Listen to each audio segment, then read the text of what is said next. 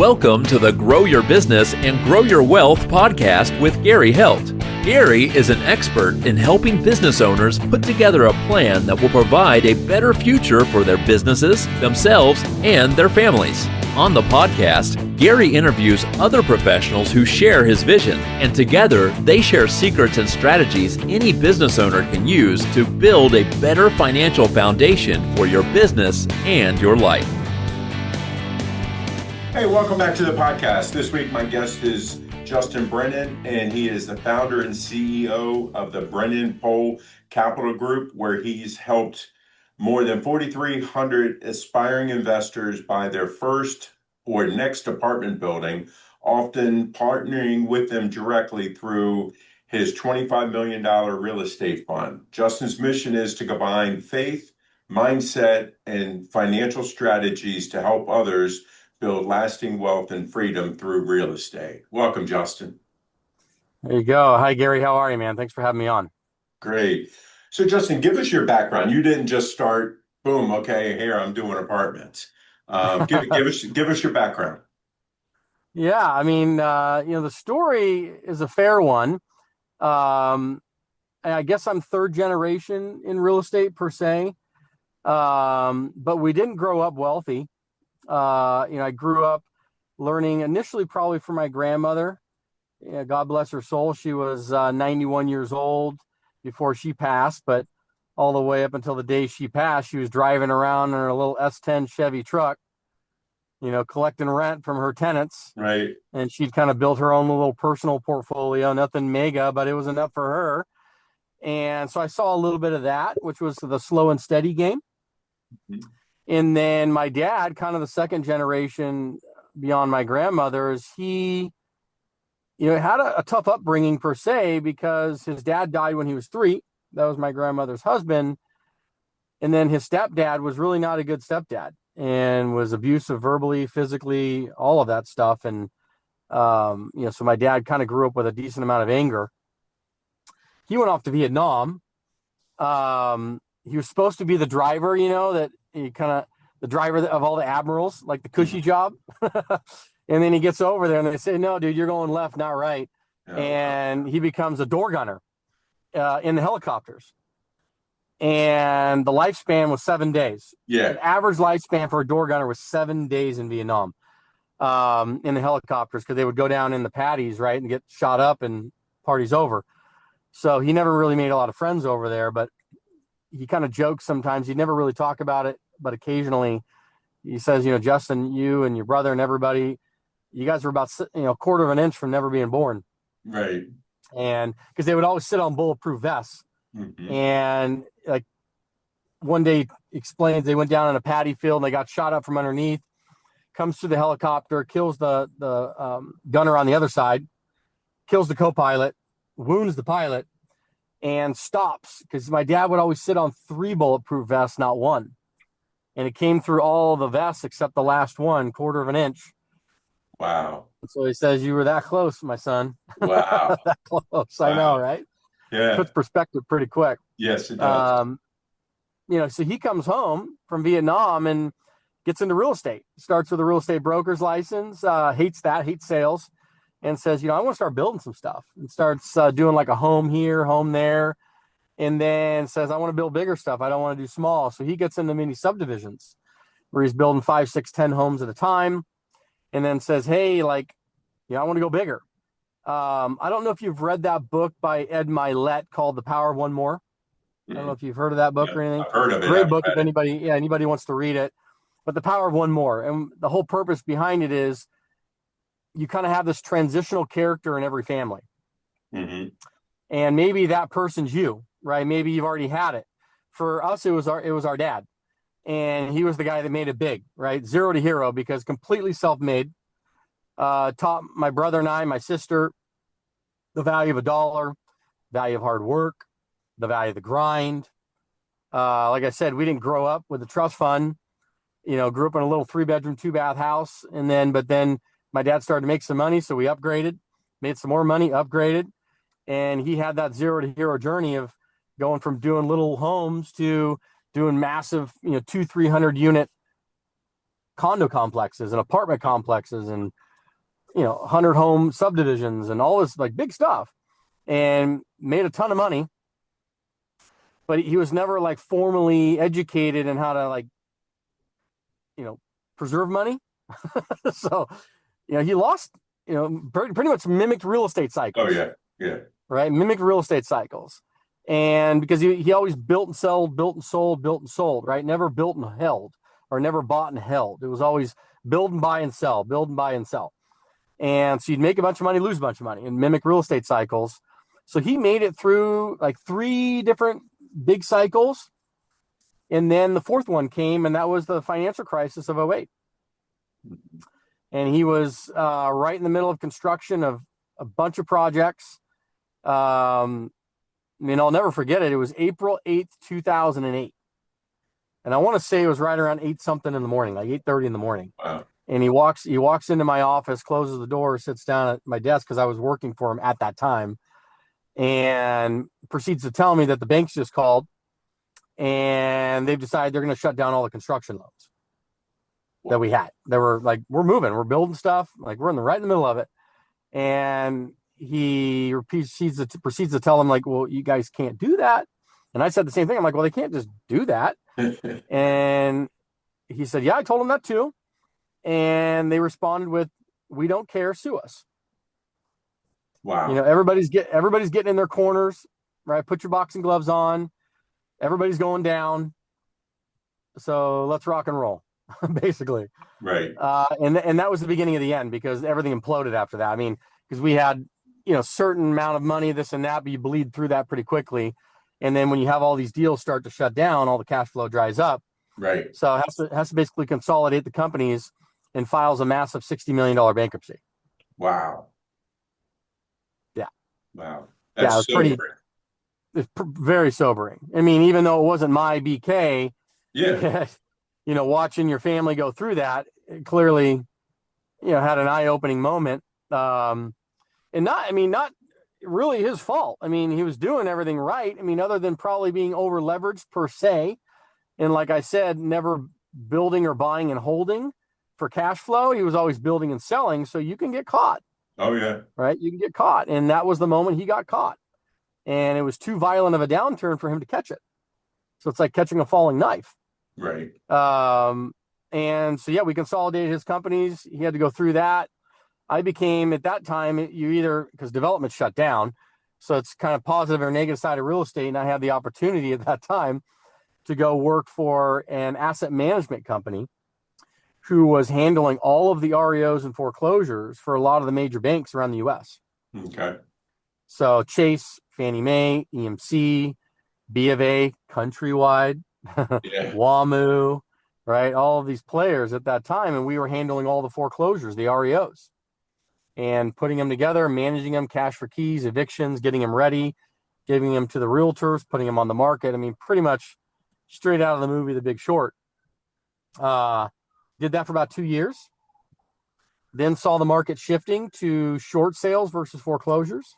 Mm-hmm. So I had my broker's license at that time. I jumped out and became a broker, helping a lot of families who were in financial distress migrate through this process of relieving themselves of the debt. And whether that's through short selling, keeping them in the home, negotiating with the banks, whatever it was, did that for a couple of years from 2010 to 2012. All the meanwhile, this is when our game of buying property started. And I just knew we had to buy. But I didn't have any money. Like, I was getting hosed. I was in the market. I had $20,000-$30,000 in my bank account at this time, but I had the know-how. I had the skill set to go find deals, put them together, analyze them, structure. I could do all this. So I was valuable to somebody that did have money. And so I was advised at that time, they said, go find somebody who's not getting hosed like you are right now, because you have the skill set. You have what they call the sweat equity. Right. And team up with somebody that has some check equity and go buy some properties, because you add value to them. They add value to you. It's a huge win. And that's where the Brennan Pulley Capital Group started. Okay. And that's how it started. And we got our first deal. Cool. Yeah. First deal. It was $100,000 condo. And I think are you East Coast? You're East Coast, right? Yeah. Yeah. So this was in Southern California. And then we turned that one deal into about 20 units. But that took about 8 years because we did it all with our own money, not knowing kind of how the game of money works, not knowing how the game of OPM, meaning other people's money, works as well. And then come 2018, that's kind of when that, I guess, our big moment, my big moment happened, because we were doing okay, but we wanted to scale and grow. We just didn't know how to do it because we were trying to do it all with our own money. And I had to learn this game of syndication, right? How do you manage your money with other people's money and go buy properties together and make everybody a bunch of money with it? And I was scared to do it, right? Scared to leap off and make it happen. But then I don't know if you've ever, I guess, lost loved ones before they were supposed to pass. Yeah. But 2018 we lost my sister. That was the year we lost my sister, and she was 46, right? Way too young. But during that kind of time of tragedy, call it, you have this moment of reflection. You kind of have these moments of like, oh gosh, like I don't know how much longer I got. And you also have the moments of, gosh, am I really leveling up the way I want to level up?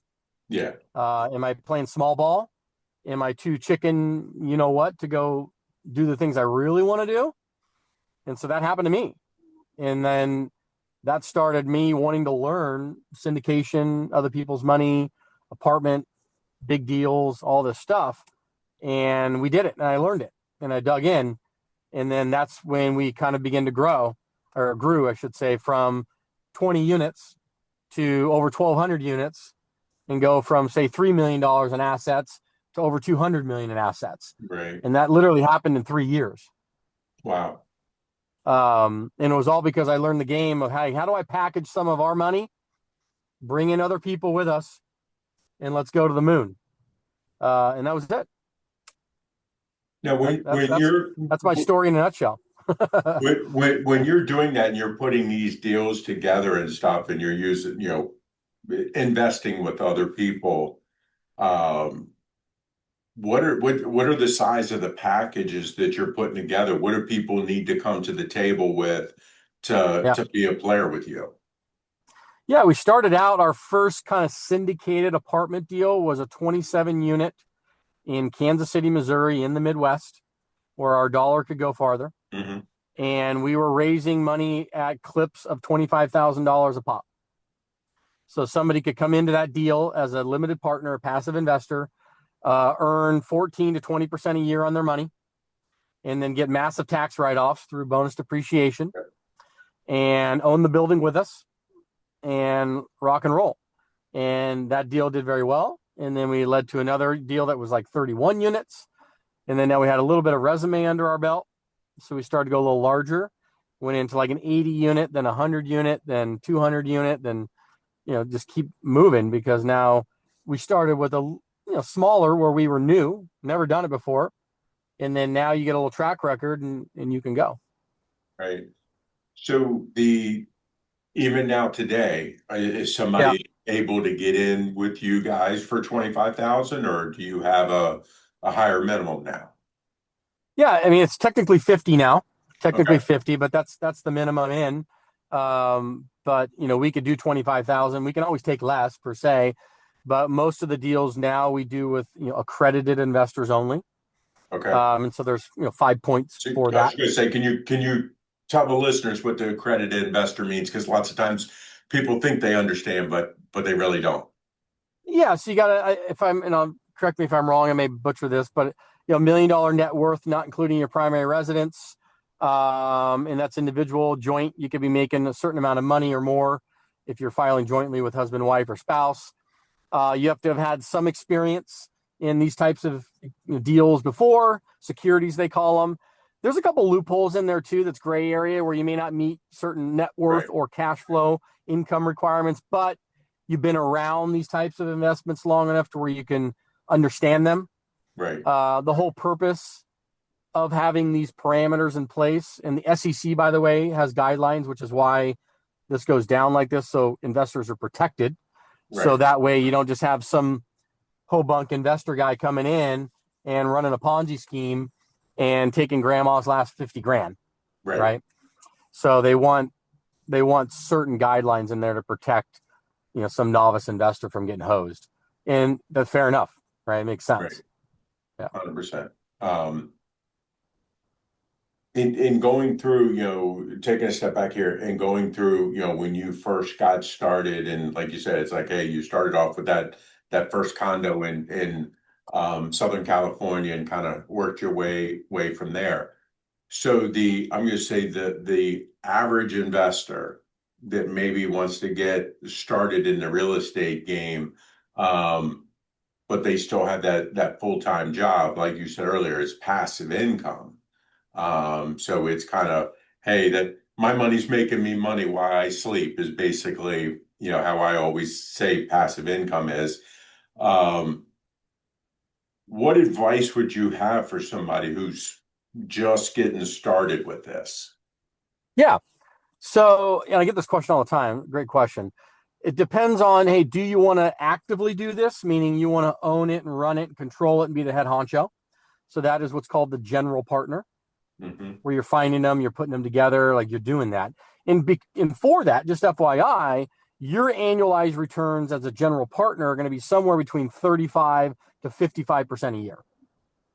Okay. Because you're doing all the work, you're hustling, bringing a lot of sweat equity to the table and some cash equity. So for that, your returns are, exponential. For a passive investor that you're saying, hey, listen, I don't want to do all the work. I want mailbox money. I trust you if I give you 25 or 50K. Just give me my paychecks. Right. Your returns on average are going to be somewhere between 14 to 20% a year. Okay. And that includes cash flow plus any profits that'll come from a sale or, say, a refinance. And then you get all the tax advantages too, because what people don't understand, and they soon quickly find out, that beyond the cash flow and the profits, they're like, holy cow, are you telling me that if I have to pay Uncle Sam, call it because taxes just got done for entrepreneurs, right? Yeah. So if I have to pay Uncle Sam 50 grand this year, if that's what I know my taxable burden is, I can take that 50K and rather than pay it to Uncle Sam, I can stick it into a real estate asset, let them bonus depreciate that thing in this calendar year. And I'm going to almost get a 1-to-1 write-off as a passive loss on a K1 statement that I can turn over into my personal tax returns. And then depending on how I'm structured personally, I can wipe out ordinary income or capital gains. And you can wipe it all out if you're done right. Yes, you can. Yes, you can. And you'll never pay taxes for the rest of your life. And like once people see that, they can't unsee it. Right. I literally helped a doctor the other day, neurosurgeon, makes like 580 grand a year, right? Good money. And he pays a couple $100 grand between him and his wife. They file jointly to the IRS. And he's in New York too. So he's getting hosed on state income taxes too. And, but so I asked him, I said, okay, great. So you're a W-2 doctor working for the hospital. I know you're getting hosed. He's like, yes. I'm like, okay, here's how it works. I said, do you have a spouse? He's like, yes. I said, does she work in a W-2? Is she 1099? Does she stay at home with the kids? What does she do? He's like, well, she stays at home with the kids, but she also has a real estate license. I'm like, oh. I said, beautiful. Yeah. That's the perfect layup for you. I said, you're going to love what I'm about to tell you. And he's like, what do you mean? I said, I'm going to wipe out your taxes for the rest of your life. I said, how much are you presuming you have to pay this year in taxes for 2025? He's like, about 200 something thousand bucks. I'm like, oh God. I said, okay, you have two choices, sir. You can A, give that to the IRS and it goes into a black hole. It's an option A. Totally fine. You've been doing it for X amount of years. You're going to do it again. He's like, yeah, that's not very much fun. Or option B, you can go put it into a real estate asset. Make sure they're doing cost segregation and bonus depreciation for this calendar year. Because of the 100% bonus depreciation now with the big, beautiful bill, now you're going to get almost a 1-to-1 write-off. So if you know you have to pay Uncle Sam 200 something thousand, take that exact same money, go stick it over here. You're going to get a paper loss on a K1 statement for 2025. You're going to move that into your personal tax returns, hand it over to your CPA. And because you and your wife file jointly, Your wife is a real estate professional. Now we can wipe out both hers and your doctor income in one swoop. And he's like, really? Yeah. And I said, yes. And he's like, is this legal? And I'm like, yes. I said, go look at IRS tax code 168K. 168K, it'll do, tell your CPA, because as you know, being in the profession, some CPAs are good tax strategists too, but many are Most not, aren't. right? Most aren't. Yeah, most are I'll not. tell you that Most right are now. not. They're good CPAs. Like they know how to be a CPA, but when it comes to tax strategy, they're just not in tune. They don't know all the IRS tax code. So that's kind of where this game comes into play. And yeah, the guy was like over the moon. He's like, you just saved me 200 and something $1,000 a year. He's like, how do I do it every year? I said, go buy a property every year, Right. or go invest into one every single year and invest this almost the same amount of money that you would give to the IRS to come in and wipe out some taxable events and reduce your taxable income. And that's how you'll do it. And he's like, this is crazy. I'm like, well, it's all legal. So. Right. Yeah. I mean, you're 100% right with that. And it is most CPAs, and I'm going to say most, and it's my profession. Most are what I call historians. They're taking the information from last year, they're putting it on a tax return, and then filing compliance officers. They're afraid of the IRS, so they're doing what they have to try to keep the IRS away instead of taking and using that tax code to the taxpayer's benefit. And this happens, all the time. I mean, I think, to me, the number of people that get into rentals that don't know what a cost segregation study is a shame. I mean, it's ridiculous. Yeah. And there's everybody loopholes, always, right? yeah. I mean, and lots of times people think that it's like, oh, well, you only do a cost segregation, study if you buy commercial real estate. And it's like, no, it works very, very well with residential real estate also. And people just it just has to don't make, understand. right. It just has to make financial sense, right? Because you got to pay for the study. There needs to be enough write-off and blah, blah, blah, depending on how you set it up. Right. So that's why most people typically will do it with commercial properties, because the dollar figures are bigger. And they'll do it with short-term rentals because there's a loophole in that. Yep. They'll usually stray away from residential because it may not make as much financial sense, but it does work. It does work. Yeah, but with bonus depreciation right now, and especially when you're getting 100%, you're getting 100%.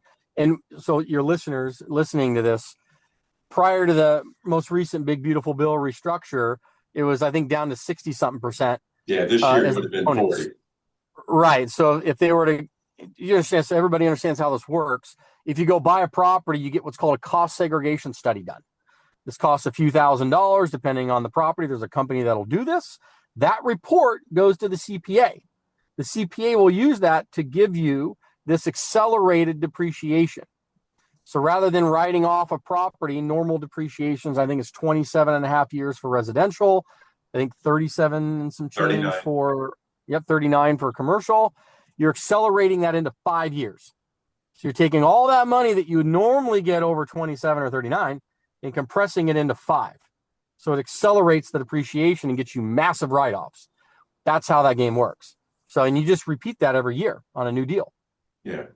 Yeah. And it's good because you have that cash that you put in there to invest, and you're getting the return a lot quicker because of it. So it makes a lot of sense. That's how we get a lot of our investors, especially this time of year. Exactly. Because everybody's they're like, wait a minute. So, I can go into a fund with you guys and I can get the write-off. I just found out I got to give the IRS, 100 grand. Like, why would I do that when I can go build my family's wealth, generational wealth, financial freedom, passive income, tax write-offs, all these benefits, and put it into a real estate asset that I can go see and touch. Right. And that's the whole thing too. People don't understand. It's like, okay, typically when you do that, yes, it's going to continue giving you that return over and over and over again. And now you are a partner, in your guys' case, a partner inside of this. So it's not, it's not all falling on you. It's other people that are involved with that. Uh, Yeah. talk a little bit about the mindset and the faith piece of all of this. Yeah. I mean, I would tell anyone who wants to do this on an active level, meaning you want to actually go buy the apartments, run the show, be the syndicator. Huge advantages to doing that and learning this skill set that I learned as well. But you better build up a resilient mind. Mm, I can't stress that enough. Mainly just because the minute it's like anything. I mean, you have an enormous opportunity to make a gob of money, like a gob of money. And I always tell people your income is directly related to the problems that you solve, right. right? And if you're an apartment syndicator, you're solving massive problems for people, not just yourself, but for all of your investors. If you think about it, because most of your investors are normal everyday people, right? They have most of their money in a 401k, an IRA, stock market, maybe a little crypto, earning 8-10% a year, maybe, and that's kind of the main drivers of their retirement. And then once they find out, oh, like I can take some of that money, keep keep it all over here, but take some of that money, position it into real estate. I can invest alongside you. I have ownership of a physical, like call it apartment building, and I get all the cash flow coming from it every month. I get profits from a sale. I get tax benefits. It's a great inflation hedge. I'm growing wealth. All the meanwhile, I get to wipe out my income taxes for the rest of my life. This is crazy. And once they see that, they're like, they can't like unsee it. Mhm. It's just getting them to realize that's the passive investor. But for you to run that takes an enormous amount of resilient mind because you're going to face resistance. Just the challenges, Mhm. just natural challenges, and knowing that you just got to stay the course.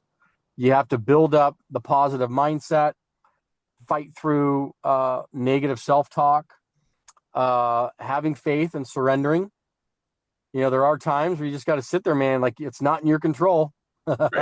Now Right. I'm going through things. I'm going through things right now on some of the properties. It's like I'm doing everything I can do in my control. There's just some things that I don't control. I Right. don't control markets. I don't control interest rates. I don't control if tenants like a property, don't like a property to the best of my ability. If people pay rent, don't pay rent. If they have problems, don't have. I mean, there's just some things that I don't control. And so you're going to face resistance and you have to have a resilient mindset. I can't stress that enough. Yeah. Yeah. Justin, we've covered a bunch of stuff quickly here, and I could keep going with you because I like the tax side of what you're doing, obviously. Um, I what, figured you would, and you get it because you're in the space. right. But yeah, when people understand it, at least in this game of money and call it capitalism, uh, it's not about the money you make; it's the money you keep. Right. I Right? It's not the money you make preach that all because the time. you can go make $1 million, but if 900 grand is going to Uncle Sam or out the left door, Yeah. I mean, you might as well take less stress because I guarantee making that kind of money, you have some stress with it too. Oh yeah. You might as well take less stress and go sit in a cubicle job, right? And, Sure. and get paid six figures. So, Right. yeah, you got to find the way to become your own bank, which that's another thing we could even lead into. I figured that one out. And I was like, holy crap. Like, wait a minute. So I can become my own bank and lend myself money Yeah. and then pay myself back and also have that thing grow like in wealth. All the meanwhile I'm paying myself while it's doing that. I'm like, why? Like, why? Like, how is this possible? And then you're like learning, you're like, so this is what the rich people do. You're like, yep. Yeah. Well, and it's the big thing is you've opened your mind to it. And I think that's one of the big things where people, I'm going to say, or listen to mainstream media Yep. and just have that narrow mindset, and they don't open up their mind to what's going on. And they're, again, the Rockefellers and everybody at that level, I mean, they've been doing this for years. Yeah. And It's nothing about this is on the wrong side of the law or anything else. It's all 100%. But they have the stable of attorneys and CPAs and everything else that they've had that have done this for them for years. And Yeah. there's so much of it that we can do now, and you don't have the Rockefeller money to be able to do it. No. No, it's good. It's the complete opposite. It's you can have just general money and Yep. figure this out. I had a guy a couple years ago, pretty well-known guy. His name's Andrew Cordell, and he explained what I call the money game to me in a way nobody had ever explained it before. He says, Justin, there are two groups. He says, you have to understand how capitalism works, okay? The IRS has established for the U.S. economy two groups of people, creators and contributors. Creators and contributors. Contributors are your W-2 employees or your self-employed solopreneurs. Okay, rather than having a job, they own a job, right? Because it's just them. Yep. So that's your contributors in the U.S. economy. Then you have your creators. These are the business owners, the entrepreneurs, the 1099ers, the people who create products and services. They put them into the United States economy. They are consumed by the contributors. The money leaves the pocketbooks of the contributors and it moves over to the pocketbooks of the creators. Right. And then the creators do it over and over again, right? And then the creators are the ones that get all these tax benefits. And I'm like, well, why? And they said, well, you have to understand how the money game works. The IRS, it's all about movement of money. Whoever moves the most money gets the most tax benefits. And the reason why that's the case is, think about this for a minute. One real estate transaction, take a 10-unit apartment building. One 10-unit apartment building, there are 50 to 80 industries and jobs that make money from that one single transaction. So if all those people and all those industries are making all this money from one single transaction, all those people also pay income taxes. Mm-hmm. So if we can have the creators keep doing that, all the money is going to be created from that one transaction. It's going to flow down to pay everybody else. It's going to create more tax revenue for the IRS. So therefore, they're like, sweet, we'll give all the benefits to the creator so they do more of that. Right. All the money is going to flow and pay all these people with salaries and W-2 jobs. All those people are going to pay us income taxes. We increase our revenues, the IRS, capitalism 101, rinse and repeat, let's go. And I was like, wow. Yeah, it is. There you go. So yeah, he's like, if you want all the tax benefits, if you want the passive income you dream of, financial freedom, generational wealth, time, all these things you're yearning for and you talk about, they will never happen in a W-2 job or even as a solopreneur, where meaning you own a job versus have one.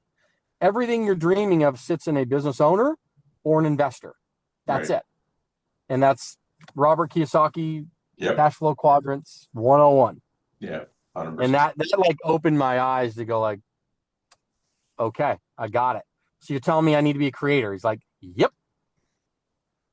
Yeah. Yep. There's no doubt about that. So Justin, what have I not asked you wish I had? What are fun hobbies? I guess. Yeah, I got kiddos, family, younger kiddos. They're still, 9 and 11, so they're still younger, dealing with all the sports and all that stuff, which is incredible. Faith is a big part of my life. Hobbies, definitely. I'm a kiteboarder, they call it. So I don't know if you've ever known that, where you got a surfboard attached to a kite and you're kiteboarding. Yeah. You can Google that. That's a lot of fun. We do that in San Diego. Big sports guy, baseball, probably my biggest sport. Love football, but definitely baseball for sure. And love helping people, love giving back. I was fortunate enough to, I guess, grow up with two parents in the household for most of my life. Parents did split, but they were always very present. And not every kid has that. Not everybody has that. And so that's why we give back and help disadvantaged kids. We give back to an organization called Tunnels to Towers. I don't know if you've ever heard of that one. That was started after 9/11. mainly for the focus of helping spouses, typically women, left behind with their kids because their husband died started in the Twin Towers, 9/11. So tunnels to towers, firefighters, policemen, first responders. And what they'll do is they'll come in and they'll pay off the mortgage of that spouse and give that mother with their kids a free and clear house for the rest of their life. Right. And so it takes that burden off the mom. It's unbelievable. So we give time and energy and money to that. Seal Future Foundation. My family's big in the military with Army. Grandfather was Navy. Current partner, former Marine. So the Seal Future Foundation helps transition team guys, maybe SEALs, into civilian life from this head honcho life of being a SEAL. And you don't realize the suicide rate for these SEAL guys is through the roof. Yeah. Mental, physical, monetary, financial. It's a lot. So it helps them transition, which is incredible, saves their lives. And then the last one is the kids. Disadvantaged kids that have a bad starting point, maybe don't have two parents in the household, don't have role models, don't have this, but they have a dream. They want to make things big. They just don't have a role model to look to and don't have an education or a knowledge what they can actually do. So they think, the street life and doing bad things is the way to go. And it's just not. And so, but the role model and having education around knowing that there's bigger things. So we give money and time to that. So I guess that's a big passion of mine. I just know that if you give back and help others, the law of reciprocity will pay itself. Yeah, no doubt about that. Justin, people like what they hear. How can they reach out to you? How can they find out more about what you guys are doing? Yeah, I always tell you, just go check out YouTube. Mainly because we put a lot of free content on there about buying multifamily, apartment buildings, money, financial stuff where they can just consume it, see if you like it. You can come in from there if you do and reach out to us. But yeah, Justin Brennan Multifamily on YouTube, Justin Brennan Multifamily on YouTube. Check us out and subscribe and like the channel if you do, and come in from there. Great. Justin, really appreciate your time today and a great discussion.